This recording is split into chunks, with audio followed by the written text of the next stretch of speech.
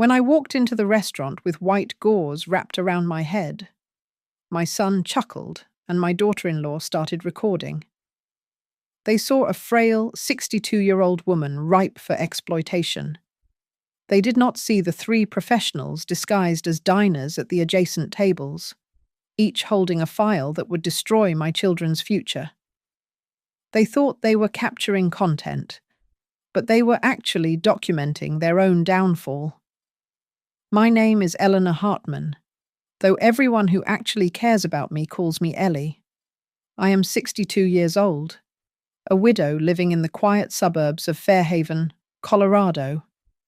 And as I stood in the restroom of the Oak and Ember restaurant, I looked like a casualty of war.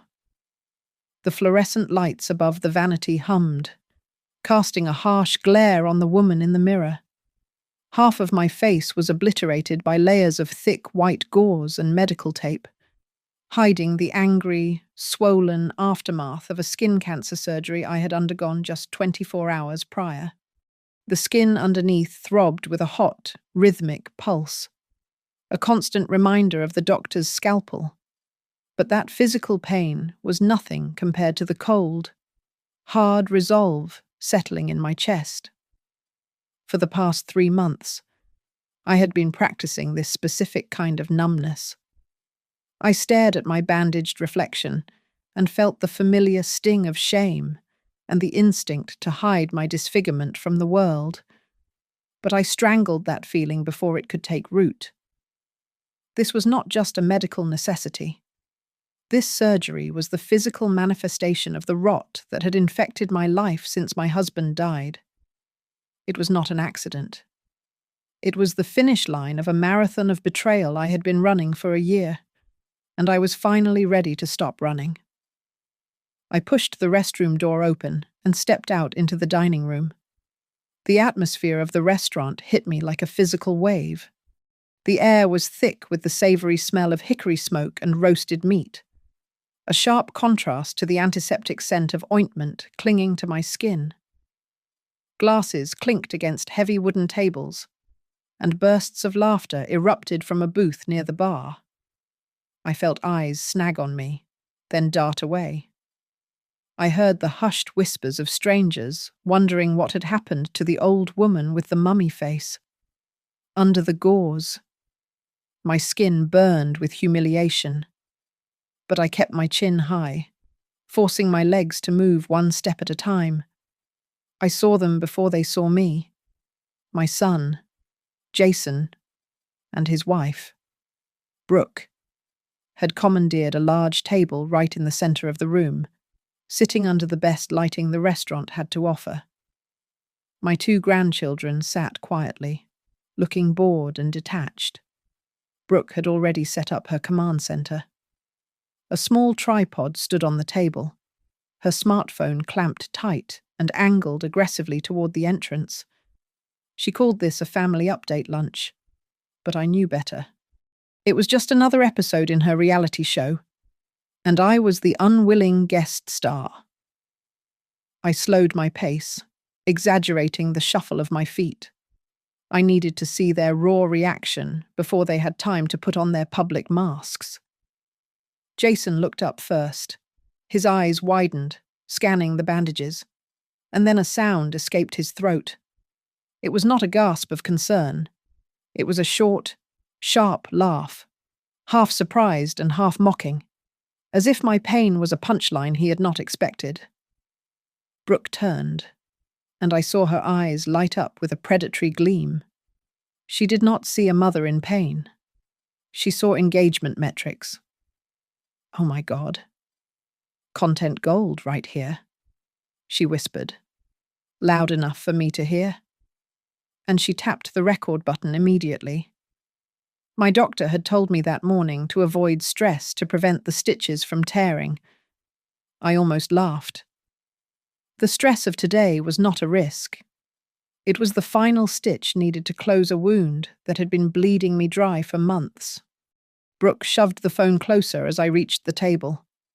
The lens looked like a black eye staring me down. She asked if I had fallen down the stairs again, or if I had tried a discount facelift that went wrong. Her voice was pitched high, fake concern dripping with ridicule. I looked straight into the camera lens. I let my hands tremble visibly as I pulled out my chair. I wanted them to see weakness. I wanted them to feel safe in their cruelty.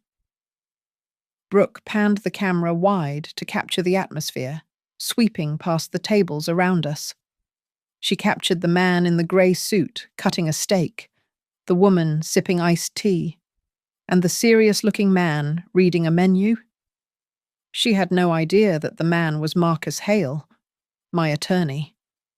She did not know the woman was a senior social worker, or that the man with the menu was a regional bank representative. They were not just diners. They were witnesses I had summoned, and they were watching every second. Jason wasted no time. He did not ask how I felt. He opened a leather folder and slid it across the table, pushing aside the salt and pepper shakers. He told me that, after lunch, we just needed to sign a few small papers regarding the house title and the nursing home transfer. He spoke with the confidence of a man who thought his opponent was already defeated. I looked at the papers, then at the red recording dot on Brooke's phone.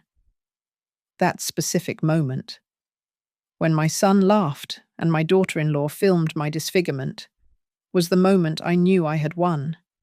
I had prepared for months to take back everything they stole. But today, I was going to take the one thing they never expected to lose. I was going to take their image. To understand how I ended up with a bandaged face in a restaurant full of strangers, you have to go back 1 year.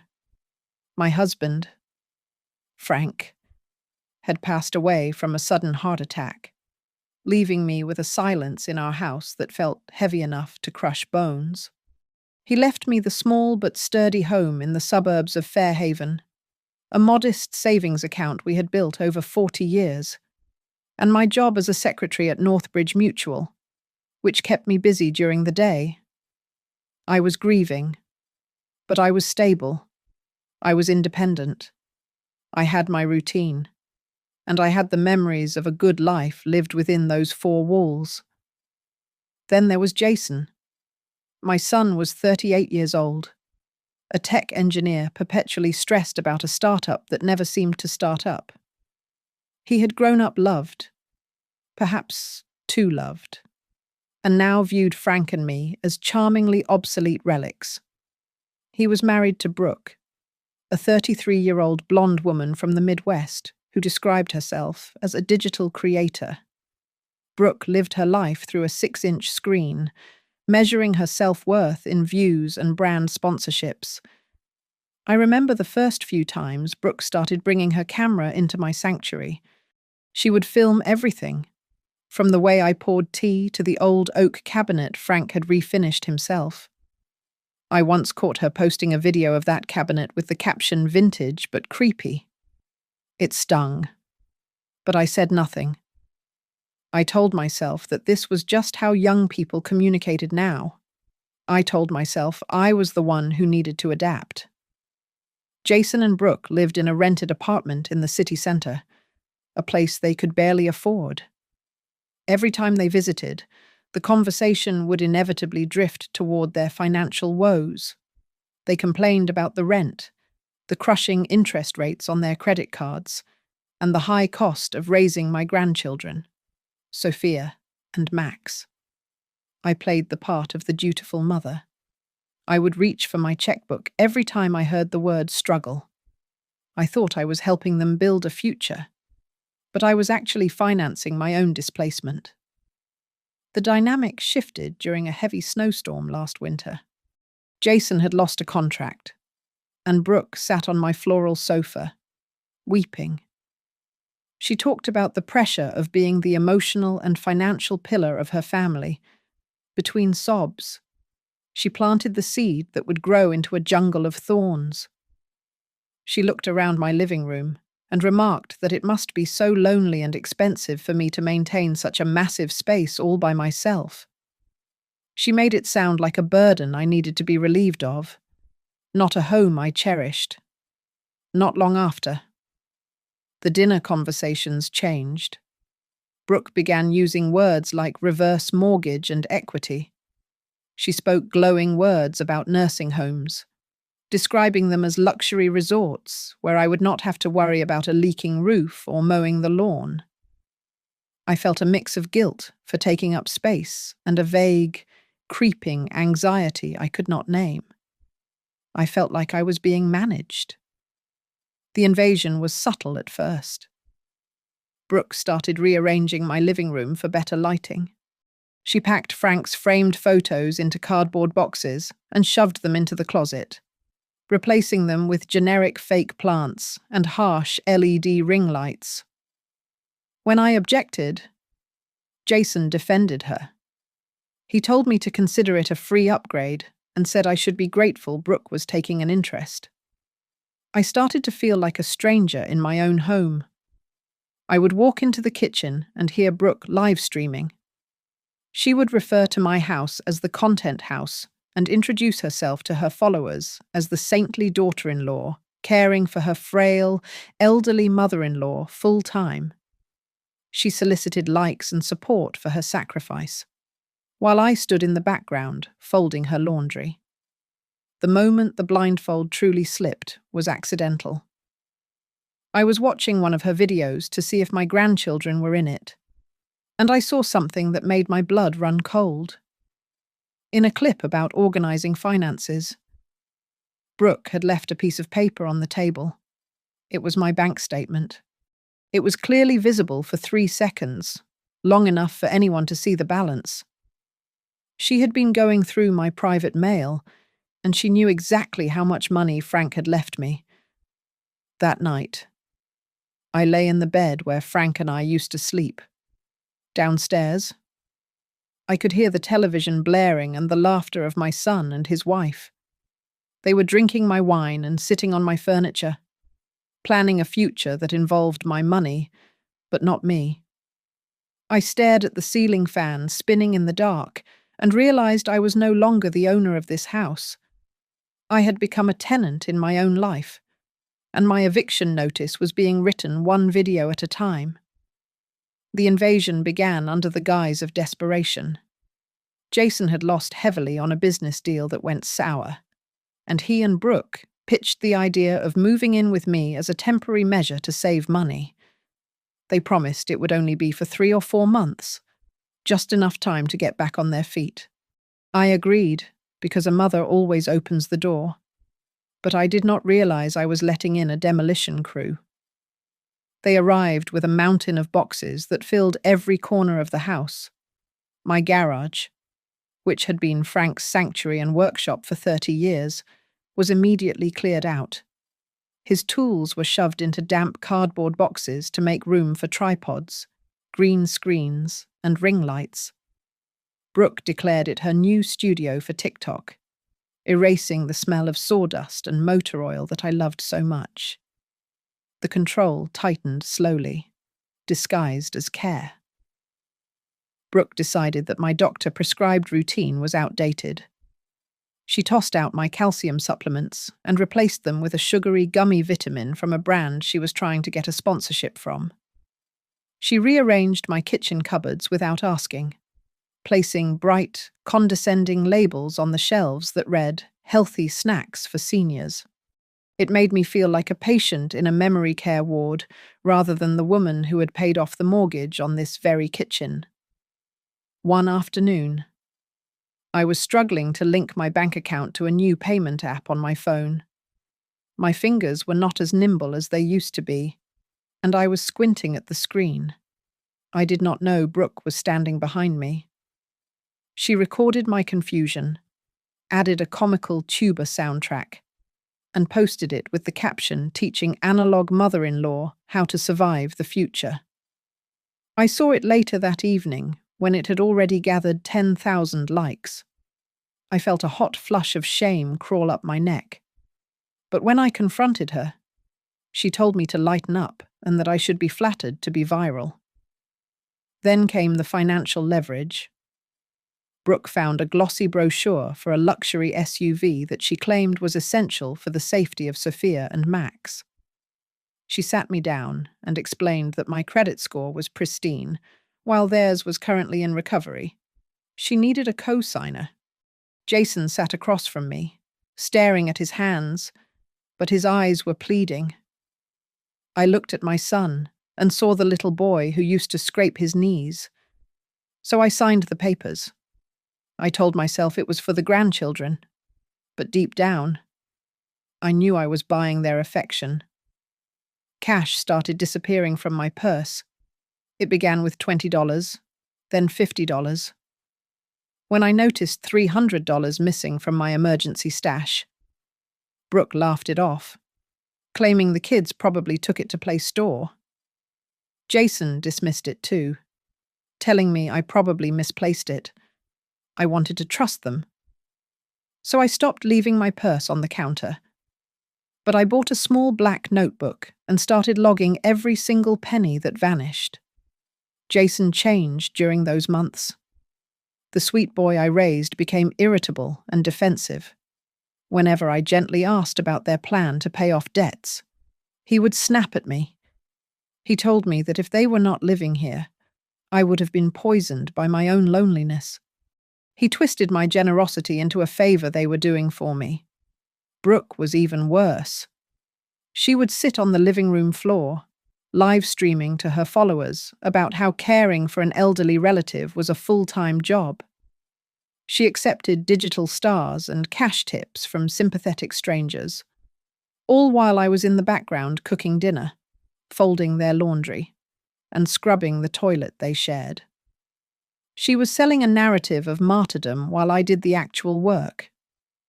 The true horror revealed itself through a thin wall. I was passing by the guest room when I heard Brooke on the phone with a friend. She was laughing. She said that their end goal was to level this dump and build a pool content mansion on the lot. She was not waiting for me to die naturally. She was actively planning to erase my home while I was still living in it. The final straw was the day I opened a resale app on my tablet and saw Frank's vintage watch and his collection of service badges listed for sale. Brooke had taken them from the closet. When I confronted them, shaking with rage, Brooke claimed she was just decluttering old items to help with the dust. Jason looked at me with cold eyes and told me I was too attached to material objects. I walked out to the garage that night.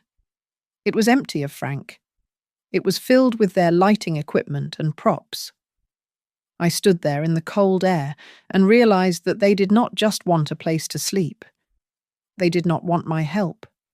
They wanted to consume my entire existence, sell it for parts, and build their own vanity on the ruins of my life. That was the night the sadness in my heart turned into something much harder. The diagnosis came on a Tuesday afternoon. My dermatologist in Fairhaven found a rough, scaly patch on my cheekbone that she identified as early-stage skin cancer. She scheduled a minor surgery to excise it, assuring me it was routine. But the word cancer has a way of sucking the air out of a room. I sat in my car for 20 minutes afterwards, gripping the steering wheel, terrified but oddly resolved. I decided to keep it to myself.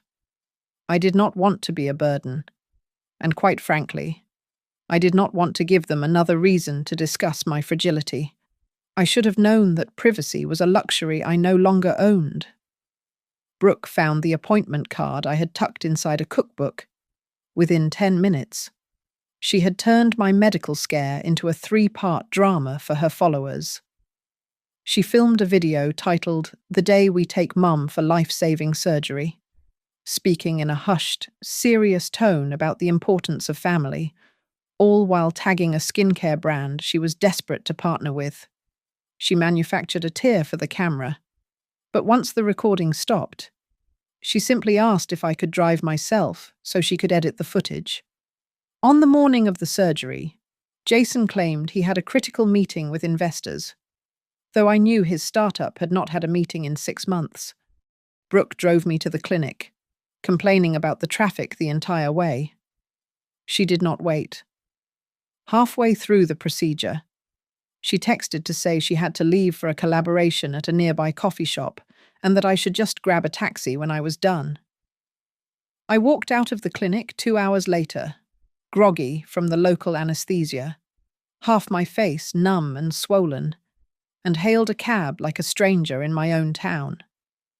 The real nightmare began when I stepped through my front door. The foyer, usually covered by a heavy, non-slip runner I had bought years ago, was different. Brooke had replaced it that morning with a thin, silky aesthetic rug that looked good on camera but had zero grip. My foot hit the fabric. It slid across the hardwood, and I went down hard. My face slammed into the sharp wooden edge of the console table. The pain was blinding. I felt the stitches tear open instantly. Warm, sticky blood poured down my cheek and onto the floor. I sat there, stunned and gasping, clutching my face. Brooke appeared from the living room, phone in hand. She started filming before she even saw the blood. When she realized what had happened, she did not drop the phone to help me. She gasped, a theatrical sound, and then, horrifyingly, she giggled. She actually giggled. She muttered that I looked like a zombie and that she could not believe a real-life trending filter was happening in her hallway. Jason wandered in a moment later, holding a sandwich. He looked at his mother bleeding on the floor and rolled his eyes, telling me not to be so dramatic and that it was just a little skin. I sat there, creating a pool of blood on the floor, while Brooke zoomed in. She spoke to her audience with a sickeningly teacher-like voice, telling them that this was exactly why they needed to wear sunscreen and take care of their skin, turning my agony into a beauty lesson. It was Gloria, my neighbor, who saved me. She had seen the fall through the front window and came rushing across the lawn. She burst through the front door, screaming at Jason and Brooke with a ferocity I had never seen. She was the one who helped me up, her hands gentle and shaking with rage, and drove me back to the emergency room. The doctor had to stitch me up all over again, shaking his head, and told me I would need to keep my face heavily bandaged for at least 2 weeks to prevent infection and permanent disfigurement. In the quiet of the hospital room, Gloria held my hand and used a word I had refused to let enter my mind: abuse. She told me that what was happening was violence, even if they never raised a fist. I wanted to deny it. I wanted to defend my son. But my hands were trembling so violently I could not even hold the cup of water she offered me. When I returned home for the second time that day, my face wrapped in thick white gauze, the house was quiet. I walked past the kitchen and heard low, angry voices. Brooke was not crying because I was hurt. She was screaming at Jason because the platform had removed her video of my fall due to a violation regarding graphic content. She was furious about the lost views and the potential viral moment that had been wasted. That was the moment the temperature in my soul dropped to absolute zero. I realized they did not see a mother or a human being. They saw a prop that had malfunctioned. That night, I sat in front of my vanity mirror, staring at the white mask that now hid half my face. I touched the rough tape and thought to myself that if they could find entertainment in my blood, there was no limit to what they would do to the rest of me. The sadness evaporated, replaced by a cold, hard seed of vengeance. I was done being the victim. It was time to become the director. Gloria returned the next day when the house was empty, slipping a folded piece of paper into my hand with the stealth of a spy. It was a flyer for a hotline dedicated to protecting the elderly, and stapled to it was the business card of a man named Marcus Hale. Gloria whispered that he was an attorney who specialized in financial abuse and that he had helped a friend of hers reclaim her life from a predatory nephew. I took the card, my fingers tracing the embossed letters, but I did not call immediately. A lifetime of maternal instinct is a difficult thing to dismantle, even when the evidence of betrayal is carved into your own face. I hesitated for nearly a week. Then, one Tuesday afternoon, I walked into the kitchen and found Brooke live streaming at the breakfast nook. She was whispering into her microphone, her face arranged in a mask of tragic fatigue, telling her followers that they were aggressively saving money to put me into a facility because my needs were becoming too complex for them to handle at home. She was soliciting donations for a moving fund while drinking coffee from my favorite mug. That was the moment the last thread of my denial snapped. I grabbed my coat, walked to the old payphone outside the grocery store 3 blocks away to avoid any digital tracking, and dialed the number on the card. My first meeting with Marcus Hale took place 48 hours later. He was a man in his late 50s, with greying hair and a demeanour that was as calm and unshakable as a mountain. He sat across from me in his office, hands folded on his mahogany desk, and listened without interrupting for a full hour. I told him everything. I told him about the viral video of my fall, the coerced signature for the luxury SUV, the cash disappearing from my wallet, and the constant gaslighting about my mental state. I laid out my shame like a dirty tablecloth, expecting judgment.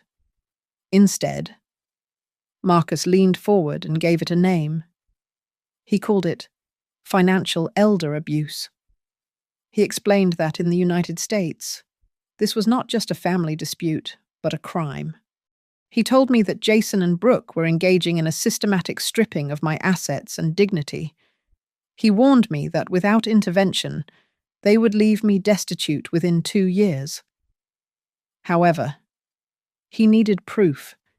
He needed the clips, the bank statements, audio recordings of their threats, and witness testimonies. I sat back in the leather chair, stunned. For months, I had thought I was just a lonely old woman failing to adapt to the modern world. Marcus made me realize I was a textbook victim of a calculated scheme.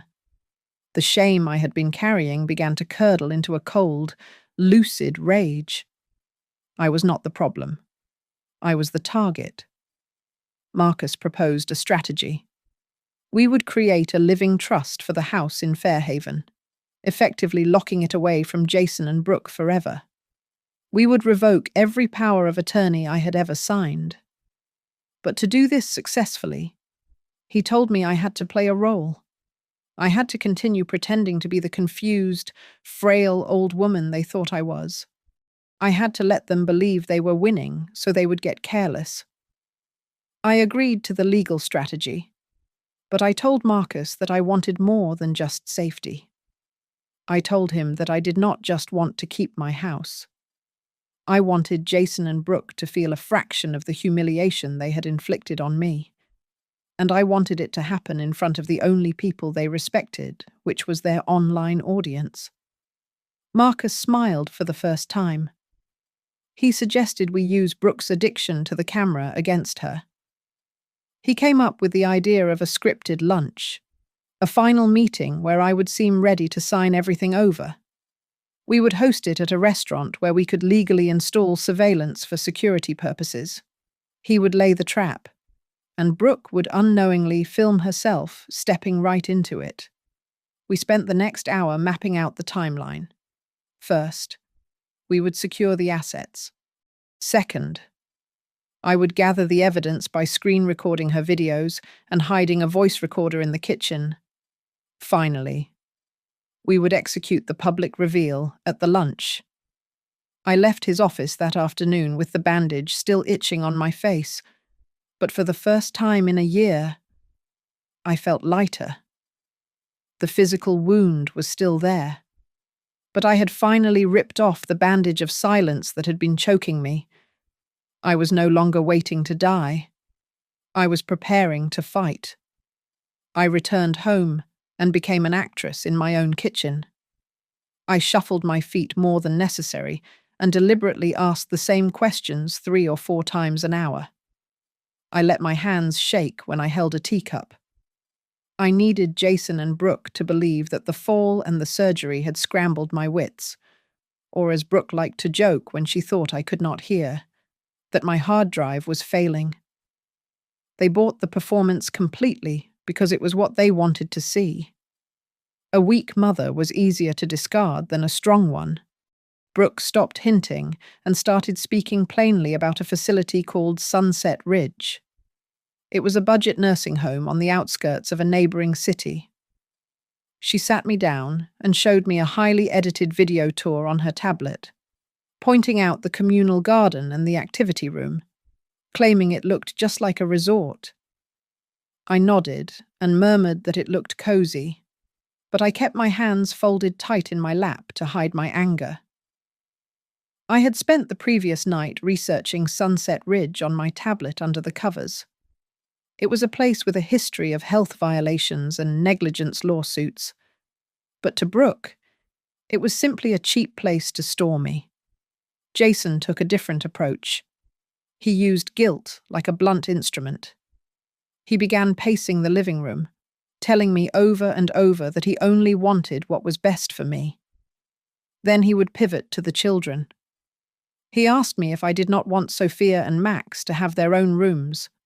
He asked why I was holding on to such a big house just for memories when his family was suffering in tight quarters. He made my survival sound like an act of selfishness. I played along. I told them I was feeling nervous about intruders and asked if we could install a new video doorbell for safety. Jason installed it within an hour, thinking he was humoring a paranoid old woman. He had no idea that Marcus had instructed me on how to set up the cloud storage account. Every person who entered, every argument they had on the front porch, and every time they left the kids alone to go out for drinks was now being recorded and sent directly to a server only I could access. My most dangerous weapon was a small digital voice recorder that looked exactly like a USB drive. I bought it with cash at an electronics store and practiced turning it on and off in my pocket until I could do it by touch alone. I slipped it into my apron pocket while I cooked. I taped it under the dining table. I left it on the kitchen counter behind the toaster. I captured hours of them. I recorded Brooke complaining about the smell of old people. I recorded Jason agreeing that they could probably forge my signature on the transfer documents because my handwriting was getting shaky anyway. The hardest moment came on a Thursday night. I was in the laundry room next to the garage when I heard their voices echoing through the thin drywall. Brooke was doing math out loud. She was calculating the listing price of my home and subtracting the mortgage payoff. She was literally spending the money from my house before I was even out the door. She listed the things she would throw away, which included Frank's recliner and my collection of porcelain birds. I waited for Jason to defend me. I waited for him to say that this was his mother's life they were dismantling. Instead, there was a long silence, and then my son simply said that Mom had lived long enough. I almost collapsed onto the pile of dirty laundry. Hearing your own child dismiss your existence as an expired timeline is a pain that has no physical equivalent.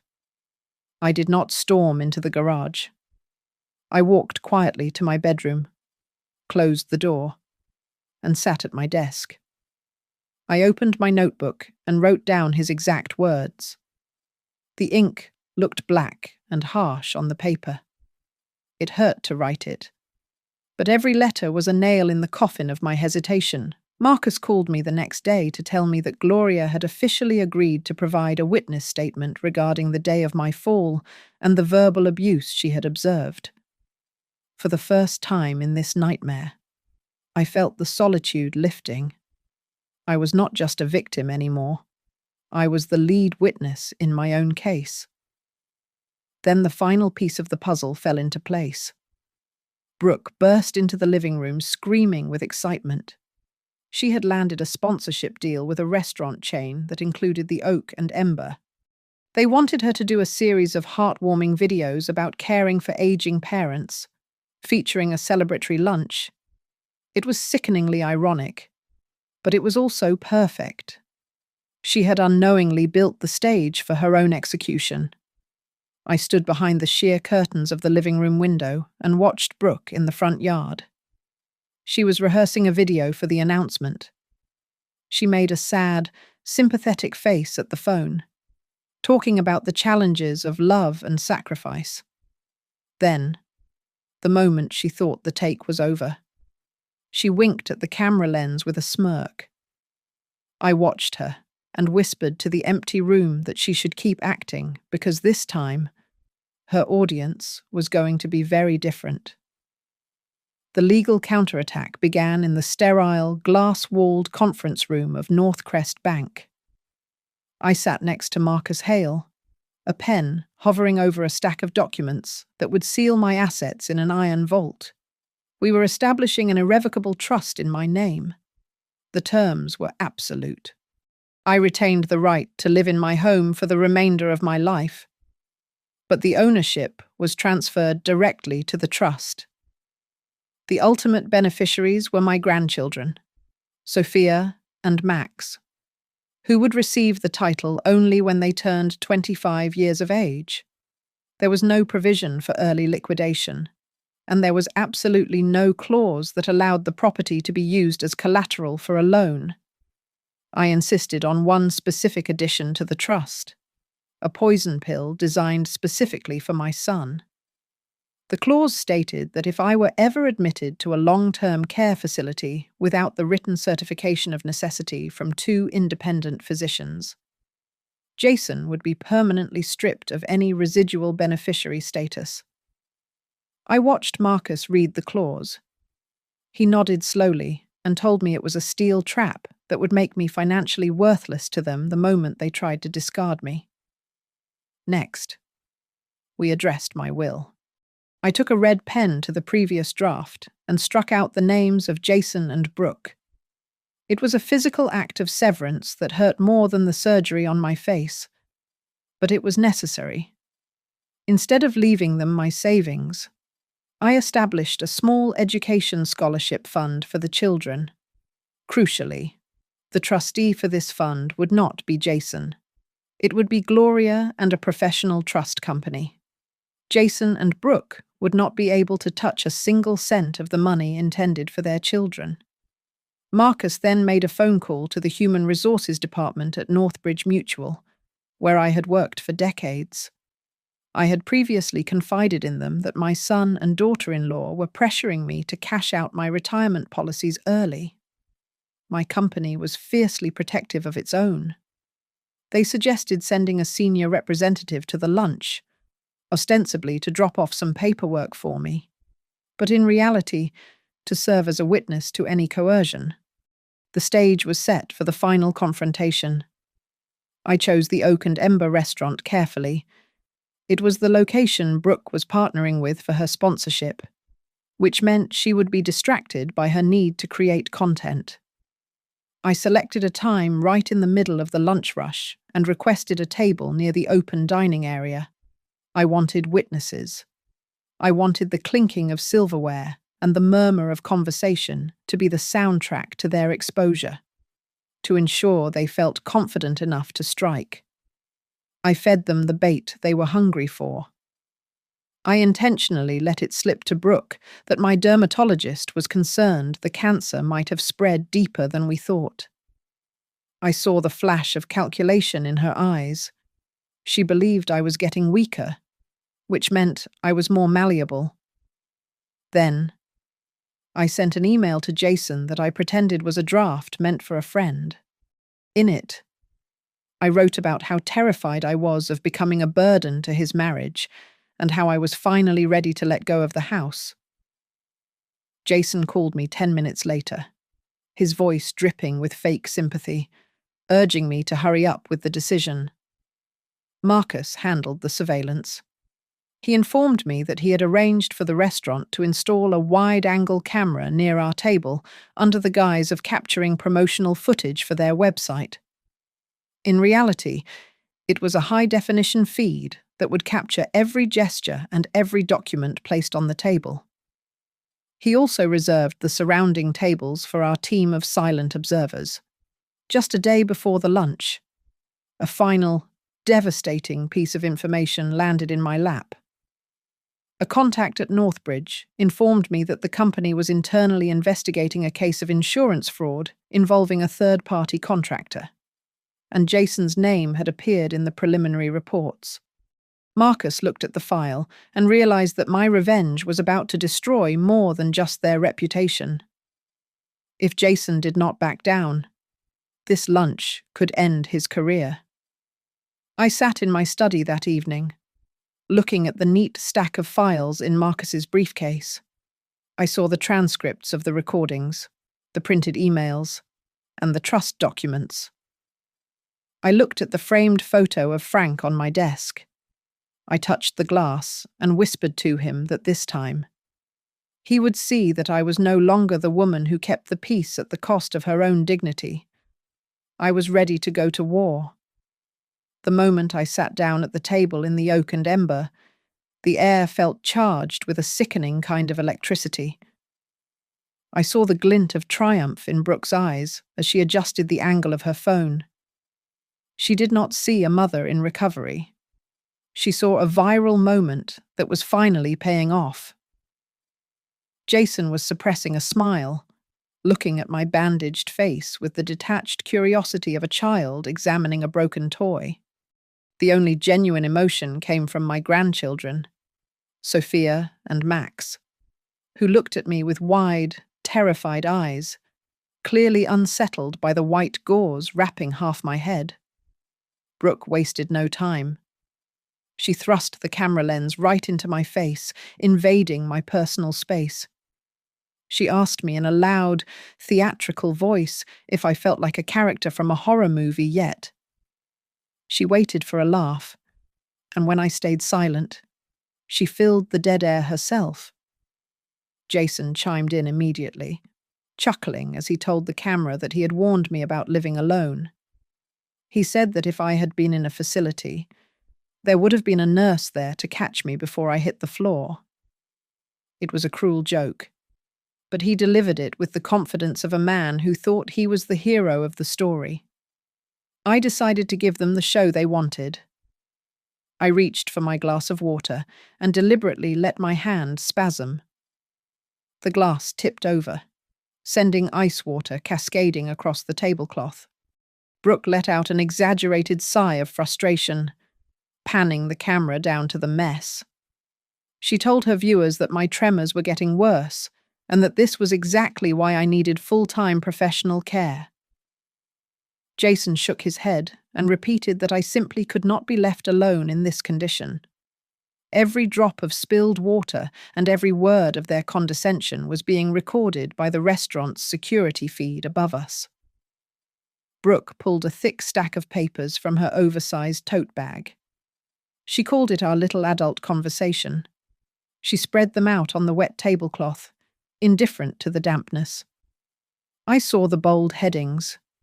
There was a power of attorney form and a consent form for a transfer to a nursing home in a different state, one I knew nothing about. She uncapped a pen and pushed it toward my trembling hand. I feigned confusion, blinking slowly behind my glasses. I asked them if signing these papers meant that they would manage the house until I recovered. Brooke nodded vigorously, her eyes locked on the pen in my hand. She said yes quickly, assuring me that they would handle everything so I could just rest and never have to worry about money again. Jason leaned into the frame, making sure his face was visible. He launched into a rehearsed speech about sacrifice. He told the camera, and me, that he and Brooke had sacrificed their entire careers to care for me. He said that without them, I would be rotting alone in that big, empty house. His words were dripping with venom, painting me as a burden they had graciously decided to carry. Then, a small voice cut through the performance. Sophia looked up from her plate and asked her parents if they had ever asked Grandma if she wanted to go. Brooke frowned, her mask slipping for a second. She made a cutting motion with her hand, signaling Jason to silence the girl. But the camera was still rolling, and the wide-angle lens on the ceiling caught the entire exchange. Jason lost his patience. His voice rose, sharp and aggressive. He looked at me and told me to stop being selfish.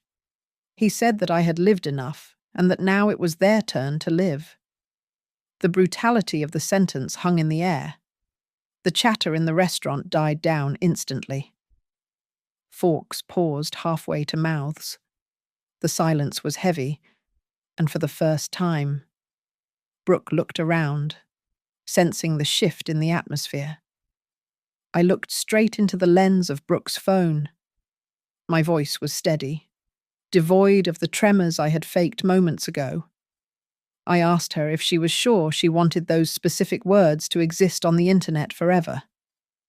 Brooke mistook my warning for a plea. She sneered and told me not to worry because she could edit out the bad parts later. She was wrong. At the table directly to our right, the man in the grey suit stood up. Marcus Hale buttoned his jacket and stepped into our space. He placed a hand on the back of Jason's chair and spoke clearly enough for the entire room to hear. He apologized for the interruption, but said he thought someone needed to explain a few things before any papers were signed. Marcus Hale did not raise his voice, but his presence commanded the entire room. He placed a crisp white business card on the damp tablecloth right in front of Jason and Brooke. He introduced himself as my attorney and stated clearly that any document I signed today would be legally void. He explained that as of 9 o'clock that morning, a new irrevocable trust had been filed with the Fairhaven District Court, placing all my assets beyond their reach. Brooke tried to salvage the scene. She let out a sharp, incredulous laugh and turned to her phone, claiming that I had been poisoned by a predatory lawyer who was taking advantage of my senility. She was still performing, still trying to control the narrative. Marcus remained perfectly calm. He pointed a finger toward the ceiling, drawing their attention to the small black dome of the security camera above us. He informed them that this entire lunch was being recorded for legal purposes and that every word they had just said was now evidence.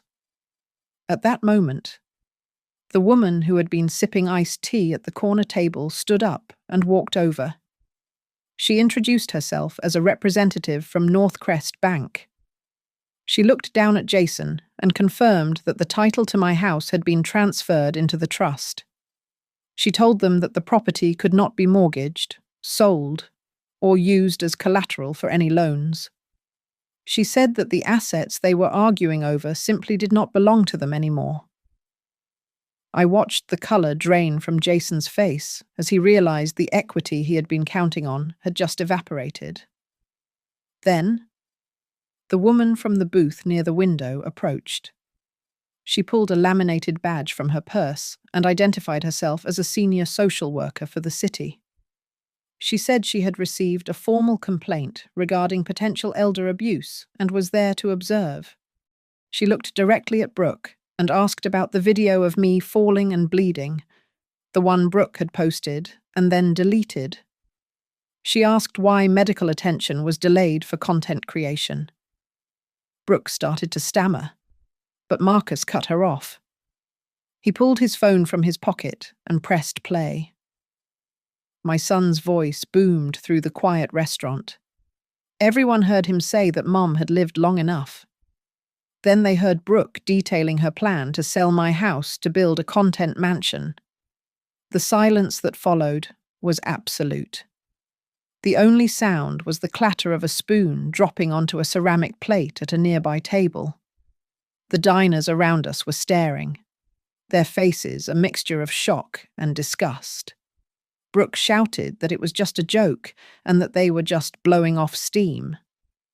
Marcus did not argue. He simply opened his briefcase and laid out a series of printed screenshots and bank statements. He showed the withdrawals that matched the dates of her studio upgrades. He showed the co-signing documents for the car. He created a mosaic of exploitation right there on the table. Jason looked at the evidence and panicked. He turned on his wife instantly. He told the social worker that he had just been dragged along and that this was all Brooke's idea. He tried to claim he was a victim too. The social worker shook her head and read from a transcript of the recording, quoting Jason's own words back to him.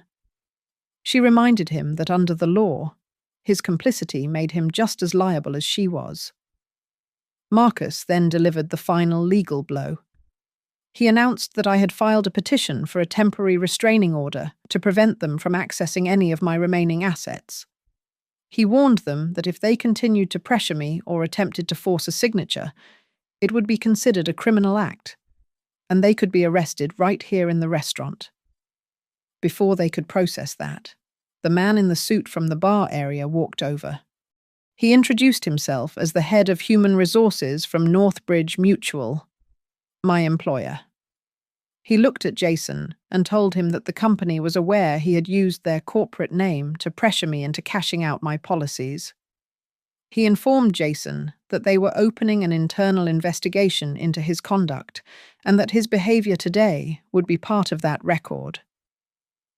Brooke looked around the room. She saw the lawyer, the banker, the social worker, the HR director, and the silent, judging eyes of every patron in the restaurant. Panic set in. She reached out frantically to grab her phone, desperate to stop the recording and delete the evidence. My hand shot out and gripped her wrist. My grip was strong. I looked her in the eyes, my voice cold and steady. I told her that she wanted to film this. I told her that for the first time in her life, she should let the camera run because the world needed to see exactly who she was. Jason looked at the strangers surrounding us, and then at the unblinking eye of the security camera above. The pressure finally cracked him. He slumped forward, burying his face in his hands, his shoulders heaving. He kept repeating that he was sorry, over and over again, a broken record of guilt. But the words felt hollow against the weight of the evidence we had just laid out. Brooke, however, refused to go down quietly. She tried to pivot into the role of the victim. She pointed a manicured finger at me and told the room that I was making this up because I was old and paranoid. She called it dementia-induced hysteria. The social worker cut her off mid-sentence. She cited the statute on emotional abuse and pointed out that Brooke's own video was not proof of my paranoia, but proof that she viewed me as a liability to be managed rather than a human being to be loved. I looked at Sophia and Max. They were trembling. I reached out and squeezed their hands, telling them that Grandma was going to be fine. Then I turned to my son. My voice did not shake. I told him that from this moment forward, he had no right to ask me for money or shelter. I told him that any support I gave would go strictly to his children through legal channels where he could not touch it. Marcus cleared his throat and made the formal announcement. He stated that I had officially removed Jason and Brooke from my will. The house and the scholarship fund would go directly to Sophia and Max, held in a trust until they turned 25. He added the crucial stipulation that the parents were forbidden from using the children as a bypass to access the funds. Jason looked up, his eyes red and swollen. He asked me what he was to me if not my son. I looked at him and felt a terrible ache in my chest. But I did not waver. I told him that he was always my son, But I told him that my son had chosen to turn his back on me to chase a cell phone screen. I told him I could not make him choose again, but I could choose not to let him destroy the rest of my life. Brooke stood up, knocking her chair back. She hissed that she would tell this story her way and that she would ruin me online. Marcus did not even blink. He calmly informed her that any defamatory videos she posted would be added to the case file and would result in an immediate lawsuit for libel. For the first time all day, Brooke looked truly terrified, and she sat back down in silence. The social worker handed them a notice. She told them they had 48 hours to vacate my property. She added that if they refused, law enforcement would be called to assist with the eviction. She looked at me for confirmation. I nodded and said that was exactly what I wanted. I stood up to leave. But there was one last thing I needed to do. I reached up and found the edge of the tape on my cheek. Slowly, painfully, I peeled the thick layers of gauze away. The restaurant went dead silent. I revealed the angry, red stitching that ran across my face, the raw evidence of my fall. I told them I was done covering up. I said I would not cover my face. I would not cover my feelings. And I would no longer cover for the things my family had done to me. Jason stepped toward me, opening his arms as if a hug could erase a year of cruelty. I took a step back. I told him that if he really wanted to make amends, he could start by admitting his fault in court, repaying what he stole, and teaching his children that grandmothers are not props. I did not let him touch me. I walked out of the Oak and Ember with Gloria on one side and Marcus on the other. We stepped out into the bright afternoon sun of Fairhaven. Behind me, I could see Brooke frantically deleting videos from her phone and Jason sitting alone with his head on the table. The wind stung the fresh scar on my face, and I knew it would leave a permanent mark. But as I walked toward the car, I realized that some scars are just signs that you survived. I understood then that there are some doors, even the ones to your own home, that you have to slam shut to keep yourself safe. Thanks for listening to my story, and I really want to know where you guys are tuning in from. So please drop your location in the comments below, because I love reading them. If you enjoyed this story, please subscribe to Grandma's Family Diary, hit that like button, and smash the hype button so more people can hear the truth.